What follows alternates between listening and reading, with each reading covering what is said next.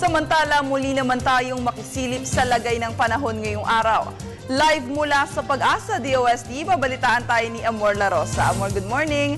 Ano ang lagay ng ating panahon ngayong Monday? It's Harry Bayona. Harry, good morning. Good morning, Perceline. Tama ka, si Harry Bayona ang maghahatid ng update tungkol sa ating lagay ng panahon ngayong Lunes ng umaga. And speaking of Lunes ng umaga, isa nga po nga low pressure area o LPA ang bumungad sa atin ngayon sa simula ng linggong ito. As of 4 a.m., ito po yung huling namataan. Diyan nga po yan, 750 kilometers east ng Kasiguran, Aurora. Pinag-iibayo nga ng nasabing LPA, ito pong tinatawag nating southwest monsoon o hanging habagat kung kaya't nakararanas tayo ng maulang panahon sa kalakhang bahagi ng ating bansa. Ayon kay Pag-asa weather forecaster Fernando Cada, inaasahang hindi pa naman madedevelop bilang isang bagyo ang LPA within the next 24 hours pero just the same, tuloy pa rin po ang pagmamonitor natin hinggil sa lagay ng ating panahon. Ang lagay ng panahon sa iba't ibang bahagi ng ating bansa.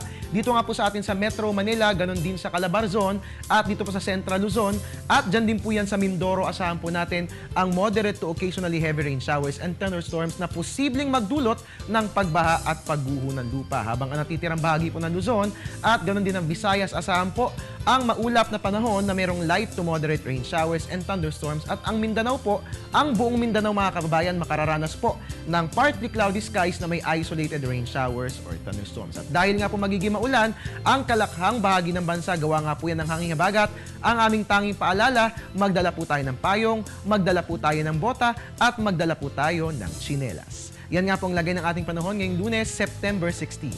At yan po muna ang latest mula rito sa Pag-asa DOST.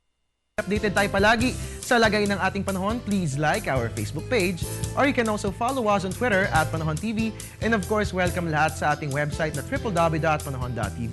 And of course, mga kababayan, we're also on Instagram now. Pwedeng po kami i-follow sa Instagram. Hanapin nyo lamang po at Panahon TV. Antabayanan pong susunod kong weather update. Mamayang alas 7 ng umaga, makakapanayan po natin ang isang Pag-asa weather forecaster. Kung kaya tutok lamang po, dito lang yan sa telebisyon ng bayan. At your service nga po yung weatherman, Harry Bayona, nagpapaalalang tiwala lang, may tamang panahon ng bawat pagkakataon. Back to you, Perceline. Alright, maraming salamat, Harry Bayona, live mula sa Pag-asa DOST.